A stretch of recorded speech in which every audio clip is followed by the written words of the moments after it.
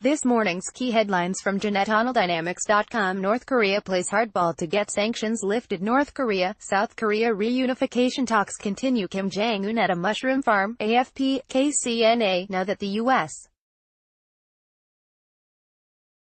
midterm elections have taken place, there is no longer any reason to pretend that North Korea is ever going to denuclearize, so North Korea's child dictator may be taking hard new steps to pressure the Trump administration to get what he wants, lifting the sanctions with no requirement to denuclearize. Last week, North Korea's lead negotiator Kim Jong-un refused to show up for a scheduled meeting on Thursday with the U.S. chief negotiator, Secretary of State Mike Pompeo. This cancellation was apparently unexpected, and the State Department scrambled to say that the meeting had been postponed and would take place when our respective schedules permit. President Trump himself kept up the pretense last week by saying, "We're in no rush. We're in no hurry. We're very happy how it's going with North Korea. We think it's going fine." This comes at a time when North Korea is becoming increasingly belligerent and threatening to resume nuclear weapons and ballistic missile development if the United States continued to refuse to back down on sanctions. China and Russia are also both pressuring the United States to agree to ease sanctions.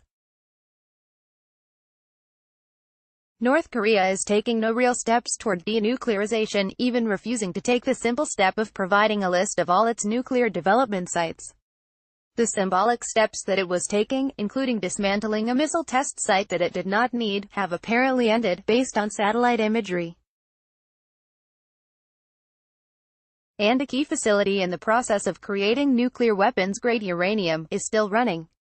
Many people believe that North Korea is continuing development of nuclear weapons and ballistic missiles, lacking only the ability to openly test the developments. Many people also believe that they have no intention of stopping that development under any circumstances, but still hoping that international pressure will force the Trump administration to lift sanctions. For the time being, the denuclearization pretense is continuing on both sides. Once the North concludes that the Trump administration cannot be pressured to lift the sanctions, then they will probably also conclude that there is no reason not to resume public nuclear and missile testing. North Korea has been playing hardball recently, and that may indicate that the decision to resume testing is not far off. The North Korea crisis has been out of the news for a while, but one way or another expect the crisis to be in the news again soon, especially now that the midterms are over.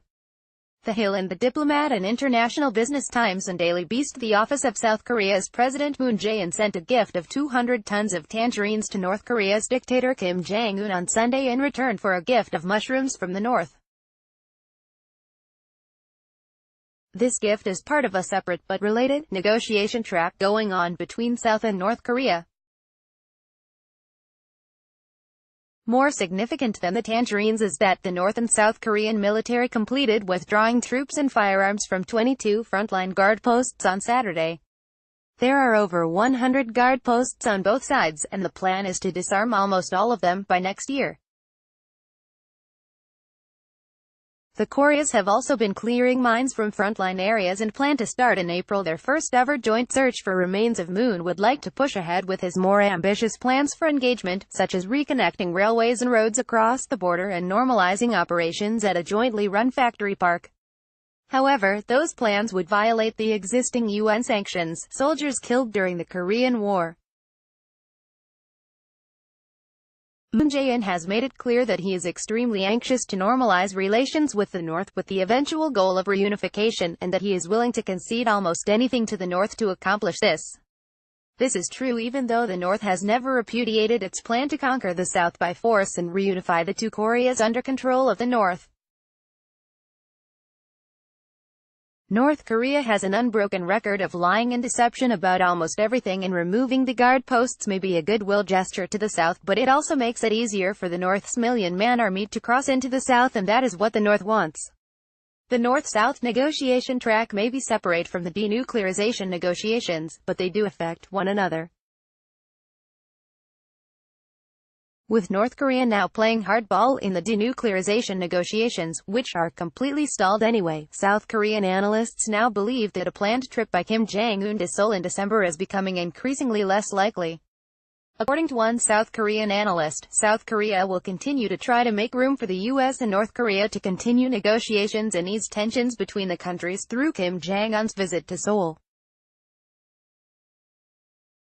But for Kim, visiting Seoul without any progress in the U.S.-North Korea relations could be a burden because it would likely draw more opposition from South Korea's conservatives and more skepticism from the U.S.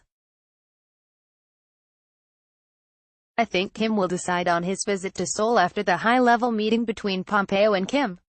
Assuming, of course, that the latter meeting takes place.